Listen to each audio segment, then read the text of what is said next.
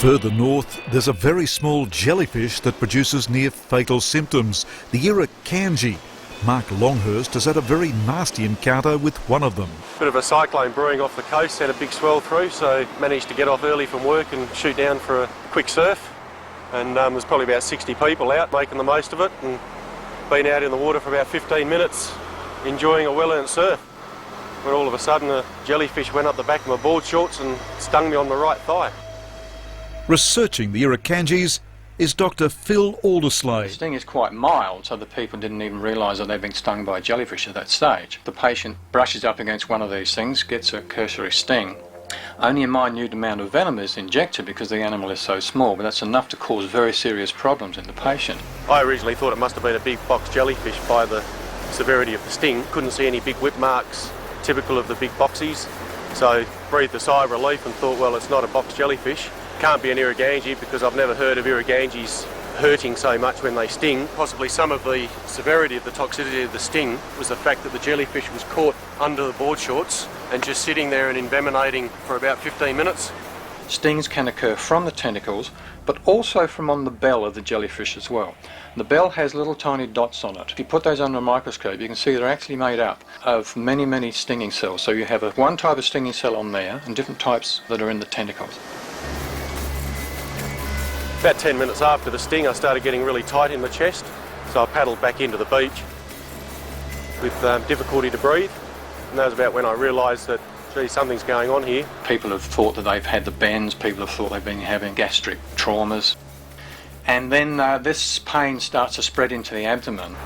And when I got to the beach and tried to stand up, had excruciating pain through my lower back and my neck, and found it hard to walk, doubling up with pain. Felt like the chest was just caving in. This is just accompanied by things like a massive headache, a huge feeling of doom that the end of the world is nigh, nausea, tremor, racing heart, extremely high blood pressure. By the time I got to the top of the stairs, I was screaming in agony. I was gasping for breath, and it was a battle between having the energy to scream in agony and actually take a breath to keep going.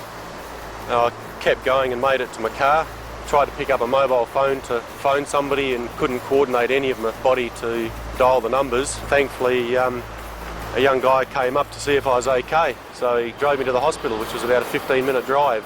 And the whole time I was in the car driving to the hospital, I was envisaging lying in the back of the car, suffocating, not breathing, and nobody knowing that I'm suffocating and not being able to do anything about it. The drop in the blood pressure was so high, they administered morphine immediately with no effect, and they kept administering morphine to try and get some relief from the pain, and by the time I drank the hospital dry of morphine, it still had no effect. So there is a relatively new treatment being tried now, which is an infusion of magnesium sulfate, which is seems to be fixing a lot of the problems. And with the amount of drugs that they put into me over the course of a number of hours, they eventually had to induce me into a coma to keep all my systems working because of the amount of drugs that my body was taking, with very little effect to the symptoms of the sting.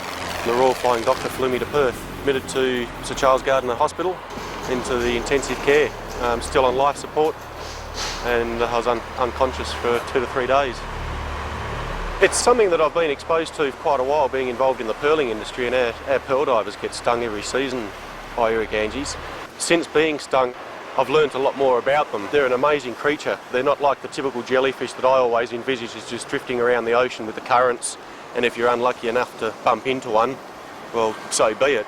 These things have got 4 eyes, 360-degree vision. They come in with a rising tide into the shallows, and then they hunt in the falling tide in the shallows, and they can actually see their prey and hunt it a bit like a trawler would. When I swim in the areas that we're at high risk from them, I wear a full-length stinger suit now. A full-range stinger suit will cover the majority of your body, so you're going to reduce the risk of about 80%. These are just little booties that I wear, and I also wear some gloves of similar material because that's going to protect more of my body as well. I didn't bring any vinegar to the beach with me. Possibly if I had got out of the water as soon as I got stung and applied vinegar to the site, the severity of the sting may not have been as bad as what it was, despite the fact I've had 15 wet seasons in Broome, and I know the dangers of box jellyfish here, and that you really should swim with stinger suits, or not swim at all.